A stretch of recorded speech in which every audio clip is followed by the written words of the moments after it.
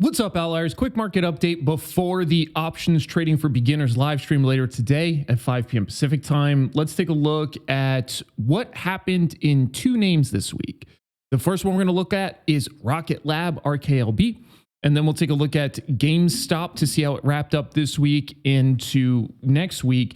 And then somebody also asked me to take a look at AMC. So happy to take a peek at all of these and just see from a general trading perspective, obviously my lens is options, see what it looks like. So taking a look at Rocket Labs, the reason why this one came up is because one of my buddies at the gym, he's not a trader. He's just a dude that, dabbles in stocks. And he was just like, hey, man, because he knows I trade. And he's like, hey, man, what do you think about Rocket Labs, RKLB? And I was just like, okay, there we go.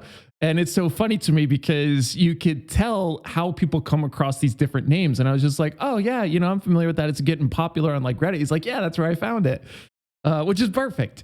So what's going on here? Well, I mean, it's been breaking out and continuing to break out. Like that's mostly from what I see from a technical perspective. It's like very, very standard fare where we have big movement, consolidation of some sort. Sometimes the consolidation can be a several percent contraction, but it should be less than 10. 10 starts to get too steep.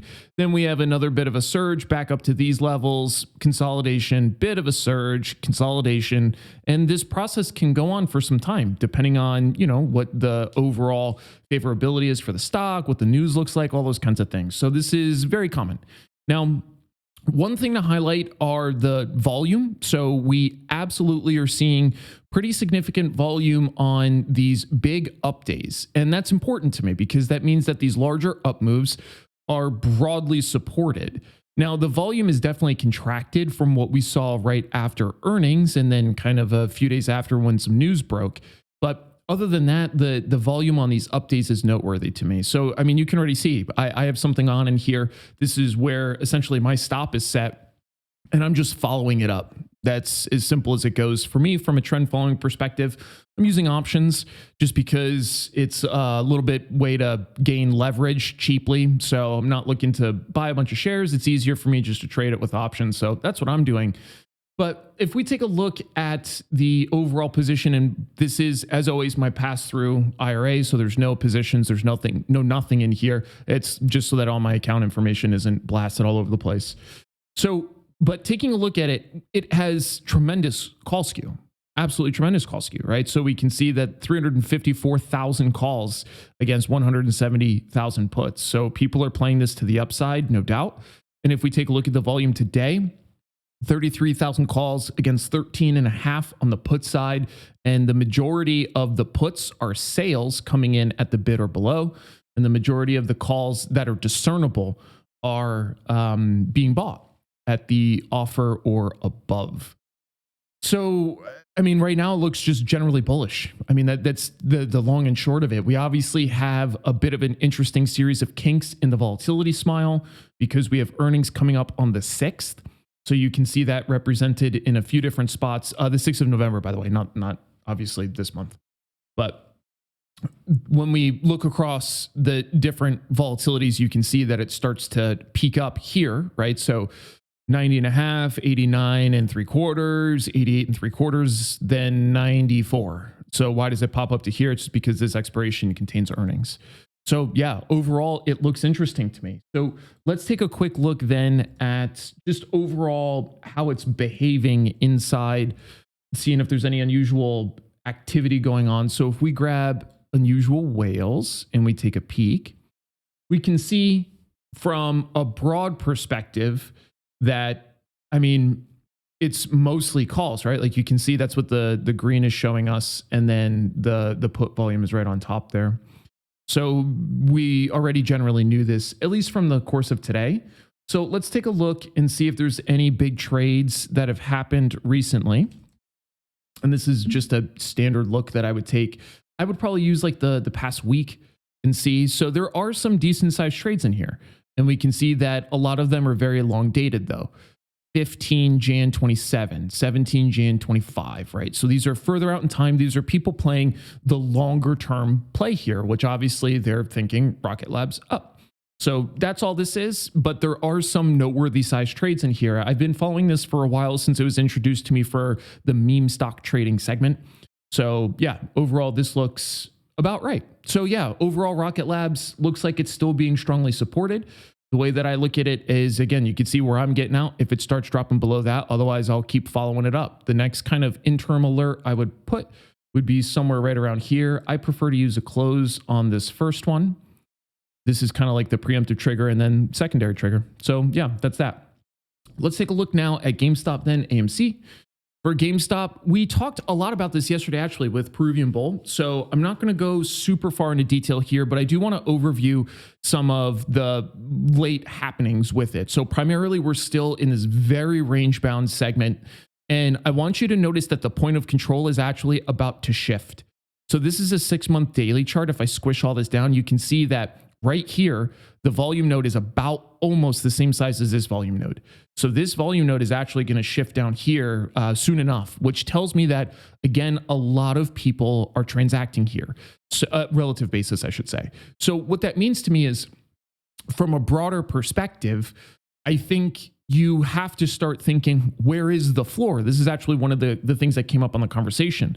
And Peruvian Bull is of the opinion that it's somewhere around 20, which I think is a completely fair estimation, right? So we can see how it's trending sideways here. I'm a little more conservative, right? So I would use this near-term resistance, maybe somewhere 19 range, high 19s. But the only reason why I say that is because we can see it's been supported at this 1980 handle-ish. It's not a precise target, right? It's always ranges, but it's bounced around there a few times at this point. So we can see how it starts to behave around the 20 handle, which is very close to it. But it looks like it penetrates a little bit further down than the 20 handle to me. But we'll see. It looks like 19.5 to 20, I think, is a completely fair shake. So from a price perspective, that's mostly what's going on here. Trending sideways, very light volume. Volume is dried up massively. So if we go back to this kind of larger day, we can see it was 7 mil, 5.6 mil, 4.6 mil, and then now 5.2, 5.3 mil. So very light volume, quiet period is what I see. Now, going to the options, we already talked a little bit about this again recently, but there's a few things that I think are worth noting. The first one is the put side did tick up a little bit in terms of OI, but still nowhere near closing in on that 2-to-1 ratio. And the other thing I have to keep hammering is the fact that GameStop is not centralized in the front expirations anymore, which is new. This continues to be slightly different than what we've seen previously when it was like highly active. So this isn't to suggest that it's inactive, but this tells me that people are playing things a little further out, which makes a lot of sense to me because it's been quiet. So I'm not sure why we would want to play really near-term moves if volume is slowing down, if price is consolidating.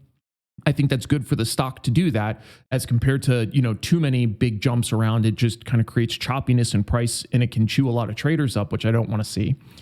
But when I see price consolidating like this, it makes sense to me to see options starting to favor this kind of configuration where we're spread out a little bit. We're not getting eviscerated via extrinsic value decaying away in our options. The other thing I want to show you is the vol surface really quick. So if I use specifically out of the money options, which is my preference, so it's going to look at out of the money calls and puts for the upside downside. Let's get rid of this front expiration because it's always going to be skewed. And there's a few changes in this, and I look at this all the time. There's a few changes that I notice. The first one is take a look at this 11 oct expiration, the blue line. Look how low this is for the at the monies. And then look how high all of these other expirations are. And then look at how high the 11 oct penetrates out above all the others. That's unique. So this is something where I look to trade the expansion of the at the money vol relative potentially to the contraction of next cycle out of the money or at the money vol, depending on where I can find ideal, I wouldn't call them mispricings, but definitely vol disparities to play relative value vol plays here. But the thing I can tell you outright is that typically you would have the front expiration a bit higher than the others, very normal. Also, typically you have this put side being higher than the call side. That's also market fears the downside, very normal. but you normally would not have the at the monies for these 11s so low relative to all of these others, right? So for example, if we take a look at Rocket Lab, just out of curiosity, I don't know what it is. I didn't look yet, but let's see. Yeah. So bit of a different story already. Let me get rid of this front expiration. Well, that's just a fucking mess. So this is just madness. This is a smile like mine, because it's got peaks here, troughs here. This is all over the map. So this is a bad example. Let me show you something that would be at least a better example for the sake of a conversation. I'll show you Apple and get rid of this. This is way more normal. So you notice how the call side typically is lower than the put side. Notice how this blue line is higher than most of the other lines, right? That's very, very standard, exactly what I would expect to see. So the reason why this does this is because the front expiration becomes so pronounced that it overwhelms all the others and flattens them out on a relative basis. That's why I get rid of this when we're at expiration, because this will be so peaked out. All right, so now let's take a look and see if there's any interesting trades. I didn't see anything that stuck out to me. And again, I look at this every day, but we'll talk about a couple of these. So these we already covered. So I don't, when I say I didn't see anything, it's not that anything didn't happen, but we already talked about these. We can see this build out further out in time, much heavier exposure. This is actually similar to what you're seeing in Rocket Labs, where we're not just playing the near term craziness. We're actually playing slightly longer term ideas here. That's where most of the money is. So from an options perspective, that tells me again that the market is trying to play the long-term move, or at least a longer term move / window, as compared to this high concentration in the front expirations. So GameStop to me in general looks to be consolidating. The areas that I'm really interested in, let me get rid of Apple, boring Apple. The areas I'm interested in realistically are if we start to see a break above here, and it would need to be joined by volume or a break below here. This to me would indicate some sort of change to the downside. I'm going to get rid of this line just to make it a little cleaner. So you can see the range that I'm eyeballing here, and I want to see breaks above or breaks below. And when I say want to see, it's just because it helps me identify which way we're going, right? Because right now it's very much who knows, right? We're just chopping sideways. This is standard consolidation. But one thing I don't love is that this relative high here is lower than this. I would love to see that higher.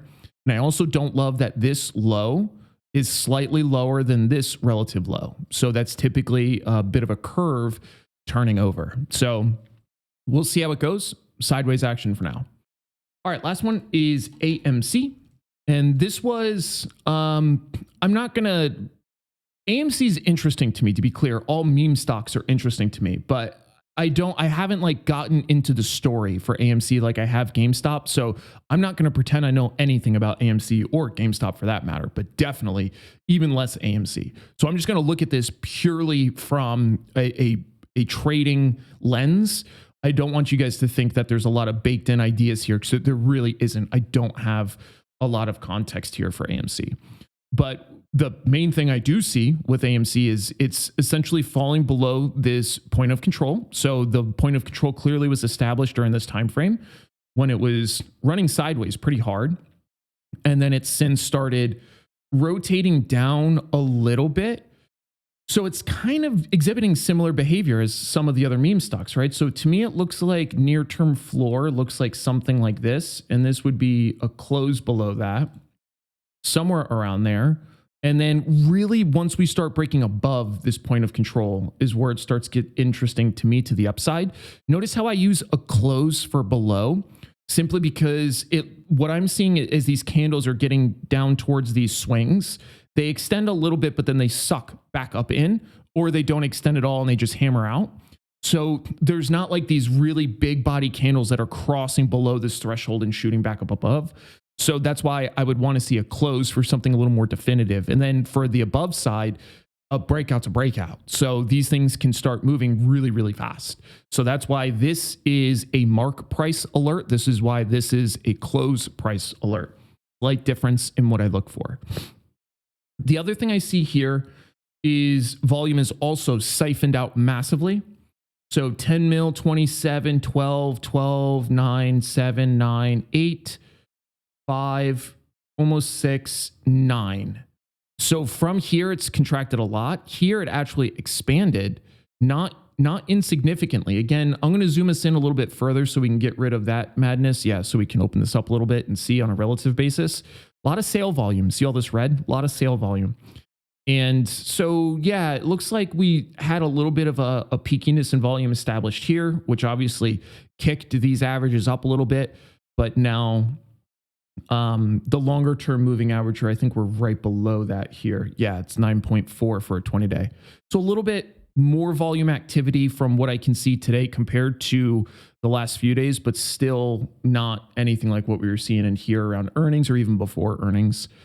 So this, to me, on a short-term time frame, does look way more like a downtrend, right? So if on a 3-month chart, linear, these are standard deviation channels, negative sloping.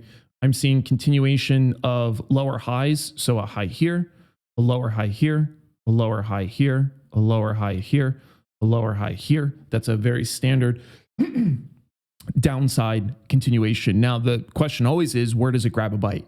And where does it start to level out? It looks like it's starting here, right? So if we draw just a loose price level here, you can see that it kind of messed with this level here, here, here, and here. Sloppy though, right? Because that's a pretty meaningful range around this. Not massive, but enough. And again, I always remind people, when I'm looking at stuff like these different kinds of lines, I use the lines because they're easier, but that's not what I mentally visualize.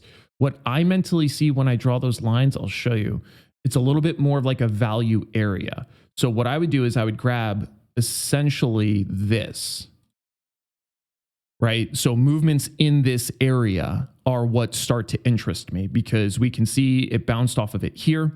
And then if I zoom this out a little bit for context, we can see that it interacted with this same level back here, right? I wasn't zoomed in there. It's not by happenstance, just kind of how it goes. So last thing I want to look at in here are the options. And let's kill this front vol. Yeah, so very put heavy stuff. Nothing jumping out at me there. Let's grab all of these. Tremendous call skew. Tremendous. 1 mil versus 244,000 puts. That's massive. Like unequivocally, that is massive. And there was a lot traded today. Look at this. 63,000 calls traded today. 52% were bought of those 63. That's interesting. That's really, really interesting to me. That's not insignificant. Fascinating. So let's see where that volume was concentrated. So it looks like a little bit of rolling activity, right? So taking the fronts, meaning the 4, moving them out to the 11th. It does have earnings on 7 November. So what I want to do now is see for open interest, where is it concentrated? The 11th has 40, 18th has 81, 13, 11, 3, 71, 82, 281. So this is where it starts getting deep. Yeah, there it is again, 154. So a lot of this volume is at, look at all that. That's over half the volume is greater than 17J and out. So these are longer term plays. That's most of what I see here. This is not people playing a bunch of like near term movement expectations because over 600,000 of these calls are further out in time. So interesting there. Last thing we'll take a look at quick is any interesting trades for the week. And this looks quiet. So I see largest trade here was 89. Let's see just between all of them if there's any big trades. And when I say all of them, just the sides of the trades, I normally look at calls on the offer. But we can see sometimes if there's something close to the mid that maybe lean towards the offer or whatever. But this is pretty small in here to me. So most interesting part about AMC here for me definitely is this call skew. That's pretty significant. I'm actually guessing that's probably why somebody asked me to look at that, is because they know I look at that stuff. So interesting. All right, gang. Well, that wraps me up for today. We have options trading for beginners, 5 p.m. tonight, GME live stream tomorrow, 5 p.m. Pacific time, and then market prep on Sunday for the Outlier Pro members. If you guys need anything, hit me up. Let me know if there's anything you want me to take a look at. More than happy to be an outlier. See y'all later.